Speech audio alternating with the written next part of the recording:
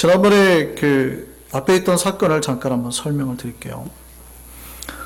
드디어 이제 하나님이 출애굽을 통해서 이스라엘 백성을 건져내고, 하나님이 애굽에서 이스라엘 백성을 건져낸 이유가 뭡니까? 불러내신 이유가 이제 니네 마음대로 살아라 라고 하기 위해서예요. 목적이 뭐였죠? 언약 맺기 위해서. 언약이 뭡니까? 나는 너희의 하나님이 되고 너희는 내 백성이 되는 거. 이거 맺으려고 불러내신 거였어요. 이게 목적이 있었어요. 자, 하나님하고 다시 말씀을 맺어요. 하나님하고 다시 말씀을 맺는데, 자, 언약을 다시 보세요. 이제 하나님이 이스라엘 백성과 언약을 맺는데, 언약을 맺는다는 건 뭐예요? 나는 너희 하나님이 되고 너희는 내 백성이 되는 것. 하나님 백성이 되려고 하면 뭐가 필요하다고요? 조건이 필요하다고요. 여러분이 하나님 백성이 되려고 하는 조건이 필요해요. 그러니까 아무나 그냥 되는 게 아니에요. 그러니까 내 백성이 되려면 내 백성으로서의 정체성, 그게 필요하다고요. 그거를 하나님이 오늘 말씀하십니다. 좋다. 이제 너희가 다시 나하고 이제 언약을 맺자. 이게 지금 출애굽기 34장의 이야기예요. 그 뒤부터 이제 하나님이 쭉 바로 여러 가지 만들라는 이야기가 나오기 때문에 이야기가 급속도로 진행이 되니까 오늘 40장까지 오는데, 출애굽기 34장부터 이제 이야기가 진행이 돼요. 그래, 좋다. 너희가 이제 다시 나하고 언약을 맺자. 대신에 이거 지켜야 돼 하고 지켜야 될 것 세 가지를 말합니다. 첫 번째, 너희가 내 백성이 되려면 절대 우상 섬기지 말아라. 출애굽기 34장 14절입니다. 같이 한번 볼까요? 시작. 너는 다른 신에게 절하지 말라. 여호와는 질투라 이름하는 질투의 하나님이니라. 사실은 우리가 이 구절을 보면은요, 많이 힘들어합니다. 와, 우리 하나님 진짜 속 좁으시네요. 진짜 소갈딱지가 이만밖에 안 되네. 하나님이 돼갖고 신이 돼가지고 질투나 하고 말이지. 저래가지고 어떻게 신이라 할 수 있겠는가. 아량을 가지세요, 아량을. 이런단 말이에요. 그런데 하나님의 속성은 딱 하나라고요. 하나님은 누구라고요? 성경에서 하나님을 정의하는 구절은 딱 하나 있다고 그랬죠, 제가. 뭐라고요? 하나님은 뭐라고요? 사랑이시라. 하나님은 자비로우시다 표현하는 구절, 거룩하시도다라는 거 표현하는 구절은 있지만, 하나님의 정의를 이렇게 단정지어 하나님은 뭐뭐다 라고 말하는 구절은 딱 한 번밖에 없어요. 성경 전체를 통틀어서 하나님은 뭐라고요? 사랑이시라. 하나님을 이해하고 하나님의 행동을 우리가 해석해낼 수 있는 딱 구절 하나는 사랑밖에 없어요. 우리가 십계명을 해석해내는 제1, 1대 여러분의 해석, 이유가, 근거가 뭐라고요? 사랑이라. 너는 왜 나 말고 다른 신을 내게 있게 하지 말라고 그랬어요? 하나님이. 왜 나 말고 다른 신을 섬기지 말라고요? 하나님이 째째해서요? 아이고, 그깟 신을 좀 받아주면 어때요? 뭐 절에 가면 이 신도 받아주고 저 신도 다 받아주더니 아니라고요. 아니라고. 사랑 안에서는 그렇게 될 수가 없어요. 제가 말씀드렸잖아요. 여러분 남편이 여보, 나 오늘 나가가지고 다른 여자 좀 만나고 올게. 그럼 여러분 어떻게 하실래요? 아유, 다녀오세요. 이러실 거예요? 그럴 수가 없죠. 그렇게 하시면은 분명히 아내긴 아내인데 다른 집 아내였을 거라고요. 그래도 돼요. 남편이 그래 돼요라고 말하시는 분은 넘집 남편이니까 되는 거예요. 넘집 남편이 딴 여자 만나고 왔는갑네. 나쁜 놈이네 하고 한마디 하고 끝내요. 근데 내 남편이 그러고 왔으면 한마디 하고 끝낼 거예요? 그럴 수가 없죠. 왜냐하면 사랑이라는 말과 질투라는 말은 다른 이름의 똑같은 내용이에요. 사랑하기 때문에 질투하는 거예요. 질투하지 아니하는 사랑이 있을 수 있어요? 없어요? 없어요. 절대 없어요. 물론 질투를 인간적인 욕망으로 다르게 또 표현되고 나쁘게 행동하니까 문제지만, 사랑하면 질투할 수밖에 없습니다. 내 남자가 다른 여자를 만나고 와요. 괜찮아요? 이럴 수가 없다고요. 절대 못한다고 그래요. 절대. 한 번만. 내가 당신하고 10년을 살았는데 한 번만 봐줘. 봐주실래요? 안 된다니까요. 봐주면 여러분 안에 사랑이 식은 거예요. 아니면 옆집 남편이든지. 안 되는 겁니다. 그러니까 우리가 하나님 백성이 되려고 할 때 첫 번째 조건이 뭐냐면 하나님 말고 다른 신, 하나님 말고 다른 거 사랑하면 안 된다고요. 내가 주인 삼은 모든 다른 거 내려놓으시라고요. 주님만 사랑하시라고요. 이게 첫 번째 조건입니다. 여러분, 주의 백성이 될 수 있는 그 첫 번째 조건이 뭐냐면 하나님 말고 다른 거 사랑하지 마시라고요. 돈을 사랑하는 게 일만하게 뿌리라 그랬잖아요. 돈 사랑하지 마시라고요. 무슨 얘기인지 아시겠습니까? 성경에 하나님 노릇 하셔야 된다고요. 하나님 말고 다른 거 사랑하면 안 돼요. 돈 벌지 말라는 말이 아니라니까. 열심히 버세요. 하지만 돈의 유혹에 절대 빠지지 마시라고요. 이게 하나님 백성이 되는 1번인 거예요. 1번. 두 번째입니다. 하나님이 두 번째 말합니다. 안식일을 지키라 말합니다. 출애굽기 35장 2절입니다. 같이 읽습니다. 시작. 엿새 동안은 일하고 일곱째 날은 너희를 위한 거룩한 날이니 여호와께 엄숙한 안식일이라. 누구든지 이 날에 일하는 자는 죽일지니. 얼마나 엄격한 말인 줄 알겠어요? 안식일을 어기면 죽이라고까지 말을 하는 엄격한 말. 하나님 백성이 되는 두 번째 조건이 뭐냐면 안식일을 지키라고요. 이 안식일을 지키라는 말에 대한 해석은 제가 예전에 드린 적이 있습니다. 안식일, 나를 지키라는 뜻이 아닙니다. 안식일을 왜 지켜요? 하나님이 안식일을 왜 만들었어요? 이 안식일이 무슨 말이에요? 하나님이 천지를 창조할 때 인간을 향한 자기의 사랑을 다 표현하는 날이에요. 인간을 위해서 저기 빛을 만들고 궁창을 만들고 하늘과 땅을, 인간을 위해서잖아요. 6일째 되는 인간을 만들기 위한 준비 작업이 쫙 되잖아요. 인간을 만들었어요. 왜 만들었어요? 인간을. 내가 이 인간과 사랑하려고. 인간과 사랑하기 위해서 이제 자기가 하셨던 모든 일의 사역을 끊고 인간을 사랑하는 날로. 그래서 하나님이 내가 거룩하니 너희도 거룩하라. 내가 안식하니 너희도 안식해라. 안식해서 뭐 하려고요? 안식일의 의미를 오해하시면 안 돼요. 안식일을 안 지키면 죽이겠다는 뜻이 아니에요. 그만큼 엄격하게 지키라. 왜? 그날이 네가 나를 사랑할 날이니까. 안식일은 뭐 하는 날입니까? 하나님 만나는 날이에요. 하나님의 역사 가운데 우리가 들어가는 날이 안식일이에요. 이거 오해하니까 바리새인들하고 예수님하고 논쟁이 붙잖아요.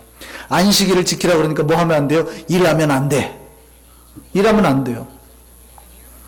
안식일 뜻을 오해했어요. 예수님의 제자들은 이제 배고프니까 안식일날 밀밭에서 원래 이렇게 비벼 먹으면 일이 아니거든요.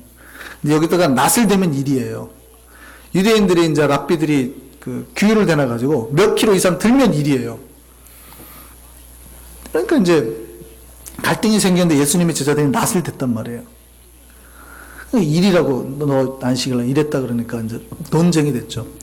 그런데 바리새인들은 안식일날 일을 할까요? 안 할까요? 안식일을 어기면 죽였을까요? 안 죽였을까요? 안 죽였어요. 자기네도 안 죽였다고요. 그러니까 안식일을 안 지켰다가 죽인 케이스가 없는 거예요. 거의. 자기네들도 안 지켜요. 그만큼 이 엄하다는 뜻이지 안식일 안 지키면 죽이라는 뜻이 아니에요. 어떻게 할 수 있어요? 웅덩이 있잖아요. 구덩이. 이스라엘은 비가 안 오니까 그 저장 창고들이 웅덩이가 많아요. 또 우물을 많이 파는데 우물을 파는데 다 물이 안 나오잖아요. 다시 메꿔야 되죠. 그게 다 이제 웅덩이 구덩이가 되어 있는 거예요. 군데군데. 근데 양을 치다 보면 자기 양이 빠져요. 근데 자기 양이 안식일 날 빠졌단 말이에요. 건져낼까요? 안 건져낼까요? 건져내면 몇 킬로 이상 된단 말이에요. 양이 무게가 나가요. 이걸 건져내는 순간 일이 되는 거예요. 안식일을 안 지키는 게 되는 거예요. 근데 바리새인들이 그 경건하다고 한 바리새인들이 건져냈을까요? 안 건져냈을까요? 건져냈다고요.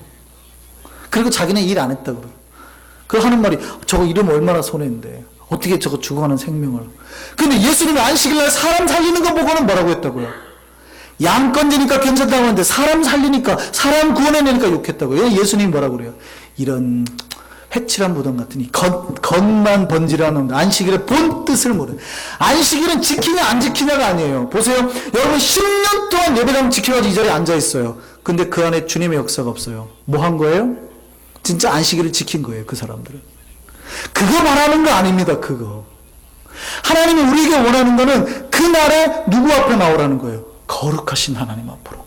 그리고 그 하나님의 임재를 체험하고 하나님 만나라는 거예요. 이게 안식일을 지키라는 것의 목적이에요. 하나님 백성 되려고 한다면 이게 있어야 된다는 거예요. 하나님 앞에 나아가고 하나님을 만나려고 하는 거, 그리고 주님 앞에 오려고 하는 거예요. 이 안식일의 역사 가운데 이루어지는 게 뭐예요? 요한복음 15장에 너희가 내 안에 내가 너희 안에.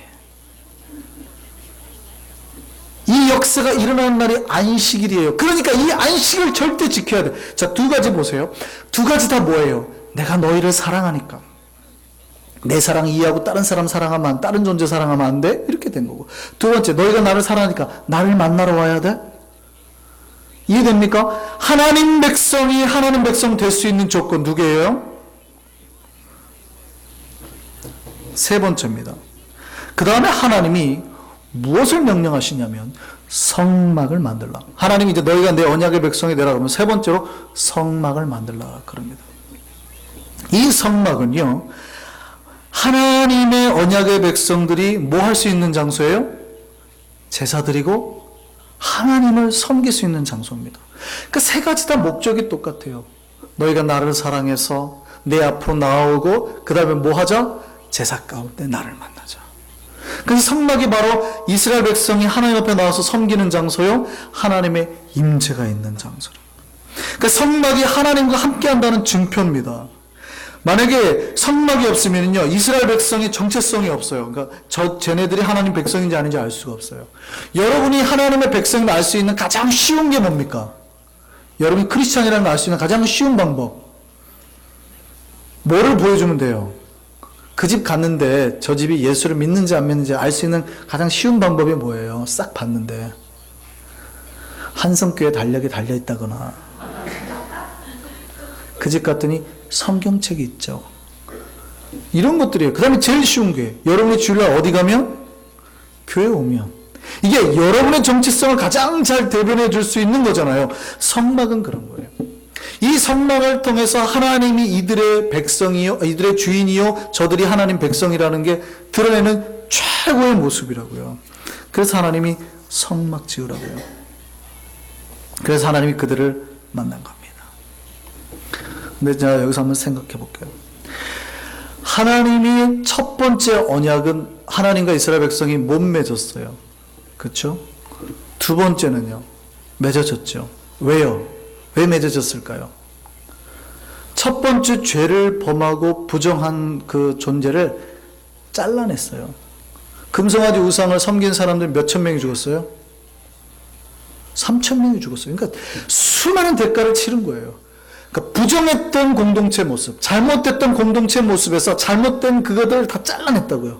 그리고 이제 어떻게 해요?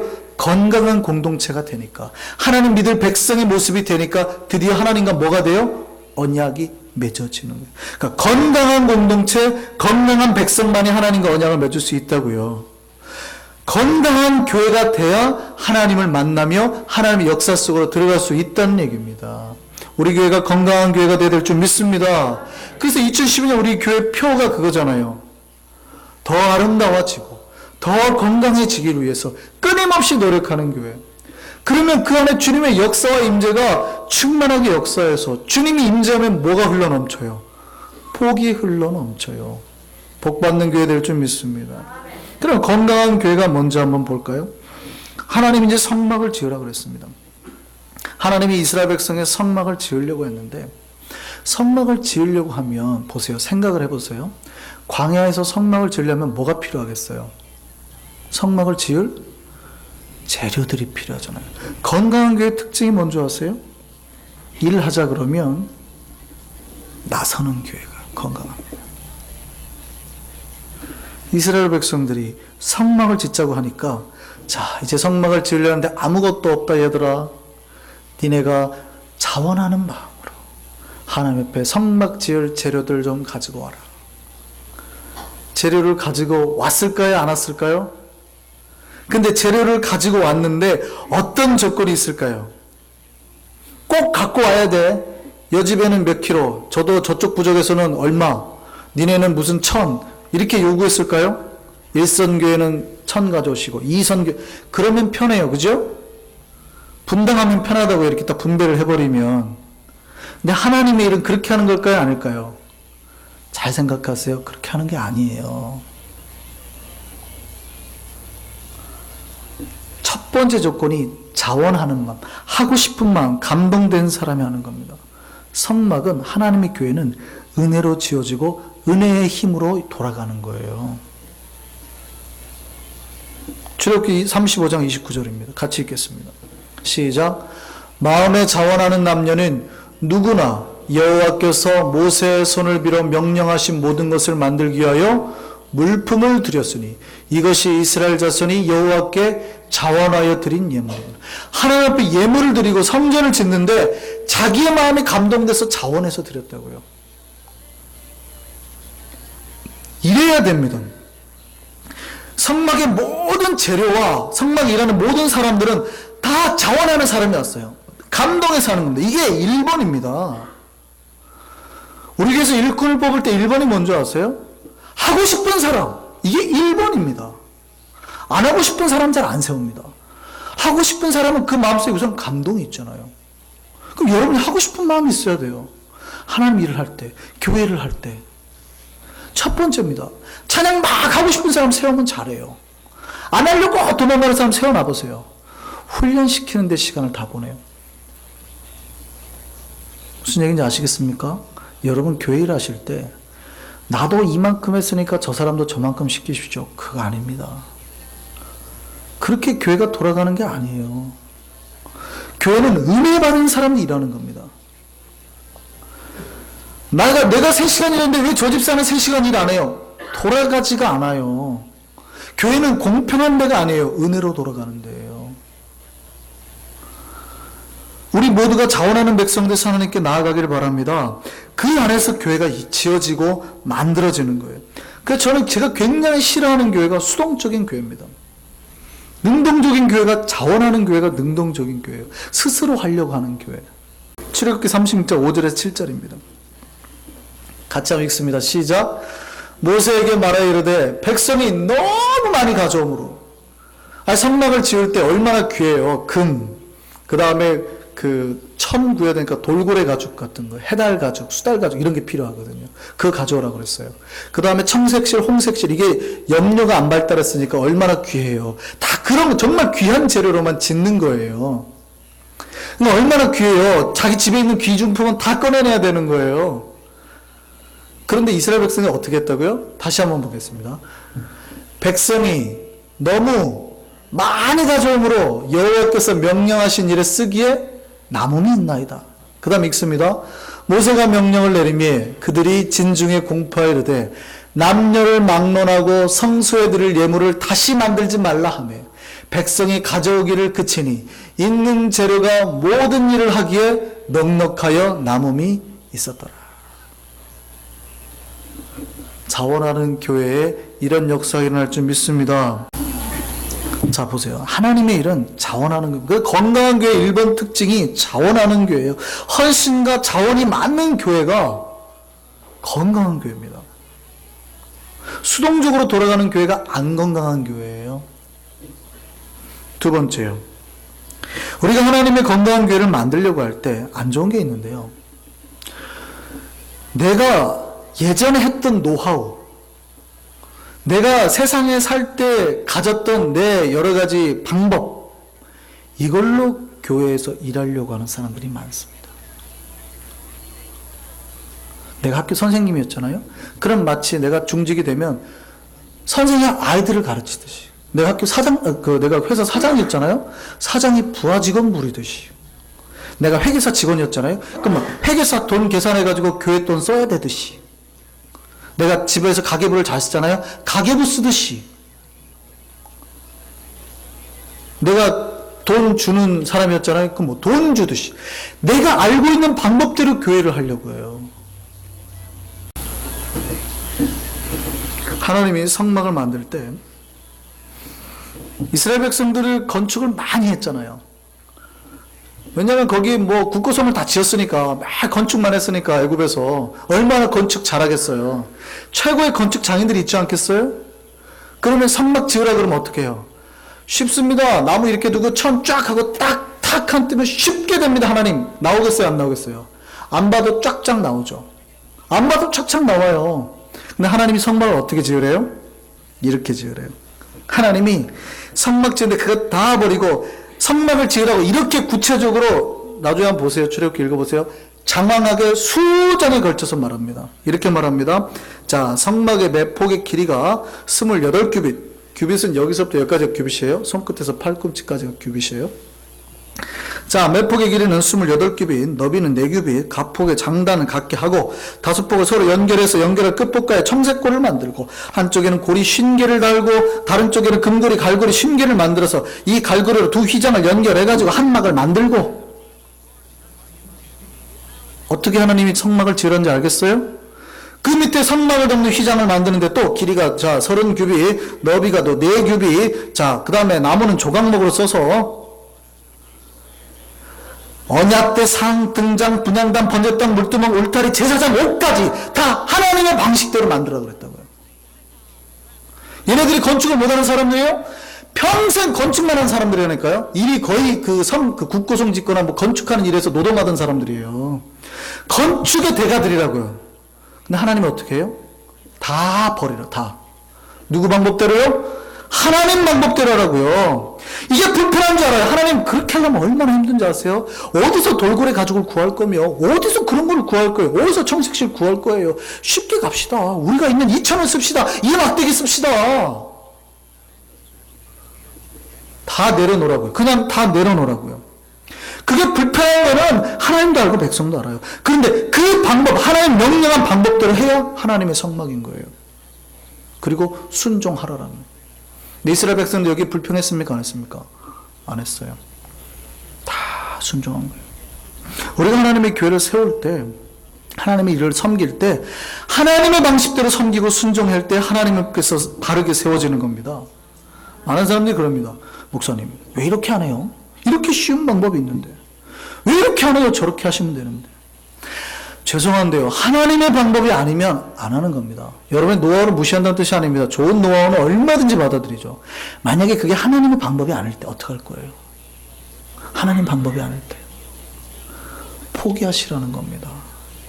이렇게 하나님 말씀대로 방식대로 법대로 이 성막이 세워지니까 하나님 어떻게 하는 줄 아세요? 출애굽기 39장 42절입니다. 같이 읽겠습니다. 여호와께서 모세에게 명령하신 대로 이스라엘 자손이 모든 역사를 마치매 모세가 그 마친 모든 것을 본즉 여호와께서 명령하신 대로 되었으므로 모세가 그들에게 뭐 하였더라? 축복하였더라. 하나님 방법대로 하면 어렵지만 복이 임한다고요. 세 번째입니다. 가장 중요한데요, 이게 없으면 교회가 아니에요. 하나님 앞에 자원해 드리는 사람들도 많고, 그러니까 열심히 헌신하는 백성도 많고, 하나님의 뜻대로 움직이는 교회, 그렇게 세워진 교회도 복이 있죠. 그러나 제일 중요한 거는요, 가장 건강한 교회는 반드시 이게 있어야 됩니다. 오늘 본문입니다. 오늘 본문입니다. 출애굽기 40장 34절에서 35절 시작. 구름이 회막에 덮이고 여호와의 영광이 성막에 충만하매 모세가 회막에 들어갈 수 없었으니 이는 구름이 회막 위에 덮이고 여호와의 영광이 성막에 충만함이었더라. 가장 건강한 교회는요, 이 하나님의 임재 역사가 충만하게 거하는 교회가 가장 건강한 교회입니다. 저는 우리 한성교회에 이 은혜와 하나님의 역사하심에 충만히 가득한 교회가 되기를 바랍니다. 여러분 예배 때마다 그 임재하신 하나님을 만나셔야 된다고요. 우리에게 하나님의 임재가 없으면, 하나님의 역사가 없으면 더 이상 교회가 아니에요.